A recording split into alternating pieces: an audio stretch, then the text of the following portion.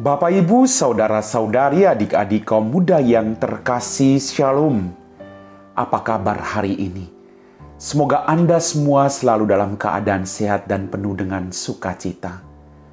Kembali pada hari ini, saya mengajak Anda semua untuk mendengarkan dan merenungkan firman Tuhan.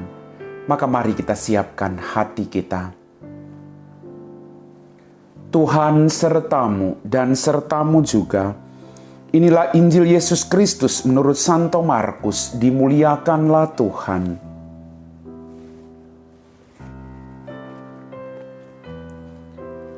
Selang beberapa hari sesudah Yesus datang ke Kapernaum, tersiarlah kabar bahwa ia ada di rumah. Maka datanglah orang-orang berkerumun, sehingga tidak ada lagi tempat, bahkan di muka pintu pun tidak.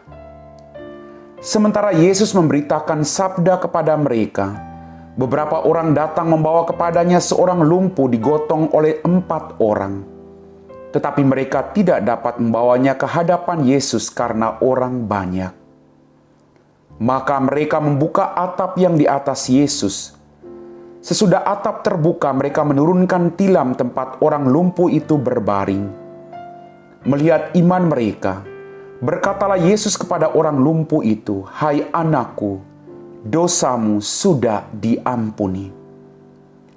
Tetapi di situ duduk juga beberapa ahli Taurat. Mereka berpikir dalam hati, mengapa orang ini berkata begitu? Ia menghujat Allah. Siapa yang dapat mengampuni dosa selain Allah sendiri? Tetapi Yesus langsung tahu dalam hatinya bahwa mereka berpikir demikian. Maka ia berkata kepada mereka, "Mengapa kamu berpikir begitu dalam hatimu? Manakah lebih mudah, mengatakan kepada orang lumpuh itu dosamu sudah diampuni, atau mengatakan bangunlah, angkatlah tilammu dan berjalanlah? Tetapi supaya kamu tahu bahwa di dunia ini Anak Manusia berkuasa mengampuni dosa." Lalu berkatalah Yesus kepada orang lumpuh itu, "Kepadamu kukatakan, bangunlah, angkatlah tempat tidurmu dan pulanglah ke rumahmu." Dan orang itu pun bangun, segera mengangkat tempat tidurnya dan pergi keluar di hadapan orang-orang itu. Mereka semua takjub lalu memuliakan Allah, katanya, "Yang seperti ini belum pernah kita lihat." Demikianlah sabda Tuhan. Bapak, Ibu, Saudara-saudari, adik-adikku yang terkasih, dalam bacaan Injil yang barusan kita dengar, Yesus menyembuhkan orang yang lumpuh berkat iman ke-4 orang yang menolongnya. Mereka percaya bahwa ketika mereka datang kepada Tuhan, ketika mereka berjuang untuk mendekatinya, maka mujizat itu akan terjadi. Bagaimana dengan Anda dan saya? Sekian banyak pergumulan yang terjadi dalam kehidupan kita. Kadang kita ingin menyerah. Kadang kita menangis karena beban yang terlalu berat. Tapi apakah kita terus datang kepada Yesus dan percaya bahwa Dia tidak akan pernah meninggalkan kita sedikit pun?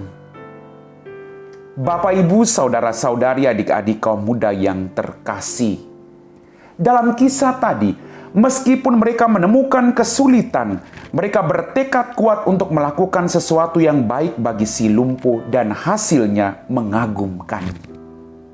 Ada kerjasama. Maka dalam kehidupan kita, agar semua orang bisa dibawa kepada keselamatan, dibutuh kerjasama. Suami bekerja sama dengan istri, membawa anak-anaknya untuk semakin dekat dengan Tuhan. Atau suami membawa istrinya semakin dekat dengan Tuhan, atau sebaliknya. Atau kita semua membawa semakin banyak orang untuk dekat dan percaya kepada Tuhan. Dan percaya, kerja keras yang kita lakukan dengan iman akan membuahkan hasil yang sungguh di luar kemampuan pikiran kita sebagai manusia. Bapak, Ibu, Saudara-saudariku, kerjasama dan pengorbanan yang ditunjukkan oleh ke-4 orang tersebut dilihat oleh Yesus sebagai ungkapan iman sehingga dia menyembuhkan orang lumpuh tersebut. Mari kita berjuang bersama-sama, saling meneguhkan, saling menolong satu sama lain, agar dalam kesulitan apapun, tidak ada satu orang pun yang jauh dari Tuhan. Dengan bekerja sama, kita menumbuhkan iman orang lain, atau kita juga menumbuhkan iman kita bersama-sama. Karena kita percaya mujizat masih ada, dan Tuhan tidak akan pernah meninggalkan kita. Melalui kerjasama keempat orang ini, kita diajar untuk juga bekerja sama. Ada nilai kerjasama, ada nilai cinta kasih, ada nilai pengorbanan bagi sesama yang menderita.